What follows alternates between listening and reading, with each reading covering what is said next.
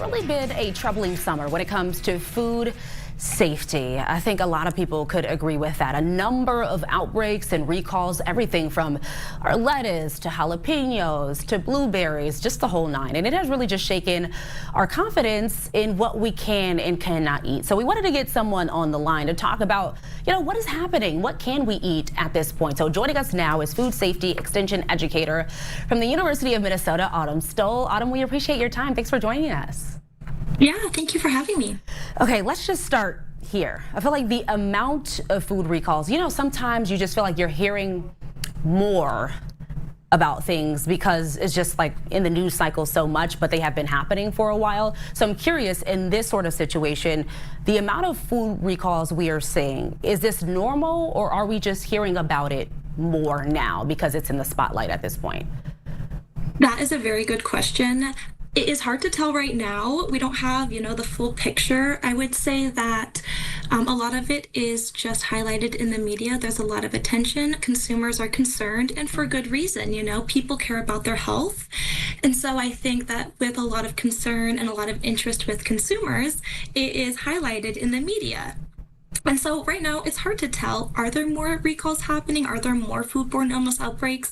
Or are people just more aware? And is there more communication? Is there more information being spread in the media to raise awareness? So we can't really pinpoint exactly what is going on. I will note that with the cyclospora outbreak, I think that really sort of set off a lot of that interest.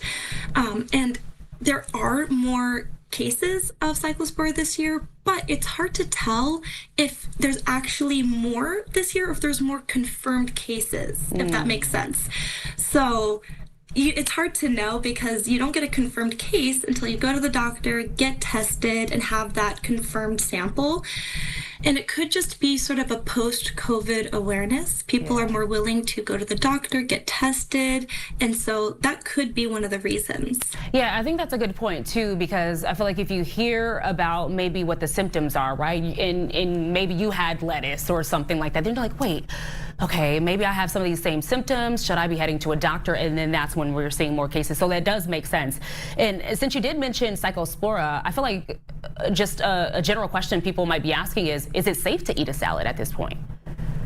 That is a very good question. And I will say, generally speaking, I can't confirm safety of everything, but they have recalled the contaminated product. And so we're still hearing about cases, and it's because it takes a while to get that confirmed positive case. So we're still hearing the number increasing, but they've already pulled all of the recalled products from the lines. And so we're still hearing about it. And that's just because we're still getting those lab results. I want to give people the confidence to eat fruits and vegetables and to go out there and to, have trust in our food supply chain. Be aware of recalls, and if you happen to have a product that is recalled, that was a part of the recall, follow the instructions, discard it, don't eat it, but don't be afraid to eat fruits and vegetables. Yeah, and I wanted to throw out some of the recent recalls that, I just looked at in the last half hour. Tomato bisque soup, pepper jalapenos you mentioned, the lettuce, of course, fruit bars, so many things under that category. But then I also think when we look at the outbreaks and what has been recalled lately, lettuce, jalapenos, cilantro, those sorts of things, leafy greens, right, seems to be the focus of some of these foodborne illnesses. Is that true? And if so, why? What tends to happen with our leafy greens, and I know sprouts is also a topic, is we don't cook them.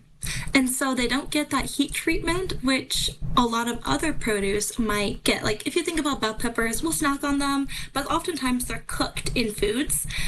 But when we have leafy greens, sprouts, cilantro, they're not cooked. And so if there happens to be a contamination, it's just more likely to cause foodborne illness. So then when we do look at the growth process, are there foods that are more riskier for recalls than others? That is a really good question. Sprouts. Sprouts are one of those foods that I love to eat, but even I choose to be mindful of my consumption of sprouts. They're grown in warm, moist environments, very nutrient rich, which is perfect for sprout growth, but also fabulous for the growth of bacteria.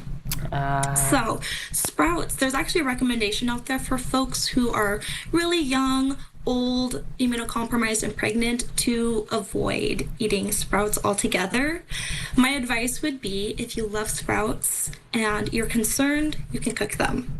Okay, so cooking makes it a little bit better. Kills some of the bacteria, right?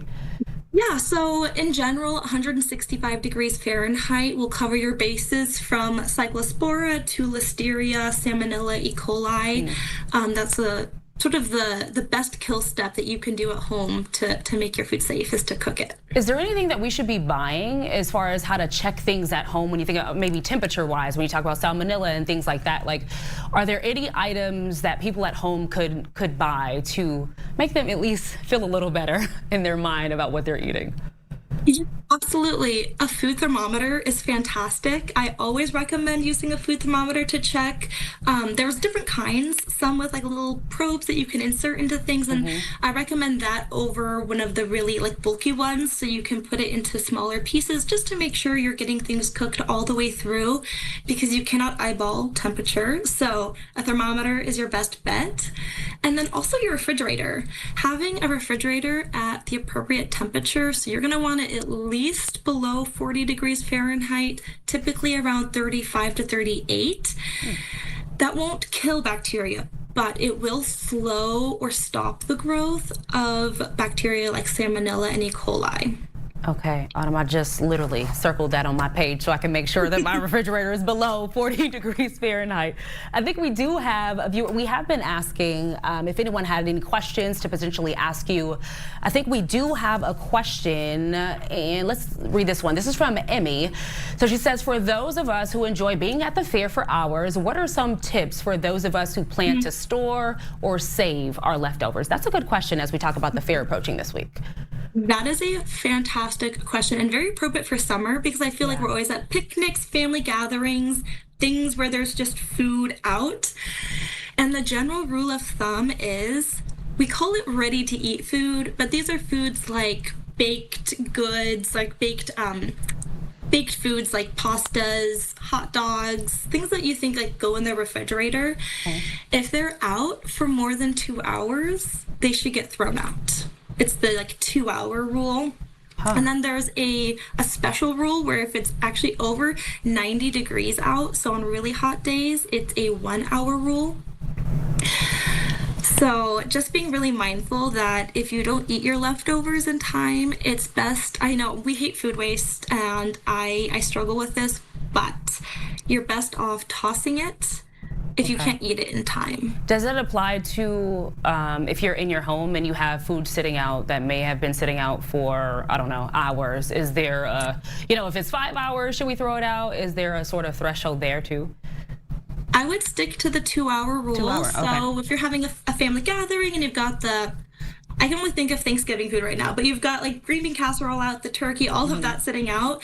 Make sure when everyone's, prepared their plates, maybe once they've gotten the seconds, put it in the fridge. Okay. Or you can keep it warm in the oven. So you've got a couple options, but avoid keeping that food out. Nutrient-rich food in kind of warm environments is a perfect environment for bacteria. Okay. Ooh, yeah, we don't want that. All right, Autumn, I think we have, as we're running out of time here, we have one more question that we wanted to get in here. This one from Michael. Michael says, I know some of the food recalls have to do with pesticides and post-harvest treatments for freshness. Is anything being done for this? That is a really good question. As a food safety extension educator, I am more on the pathogen side of things, but I will say that a lot of these recalls that are happening with this, it's due to internal testing. So that means they discovered that there was an increased level of pesticides or whatever they were working with, whatever chemicals, and so they decided to pull it from the public. And so a lot of it is more precautionary, but I cannot speak to what is being done about that, what like protocols are set in place, because that's more on the like agriculture, pre-harvest, post-harvest side of things. Got it.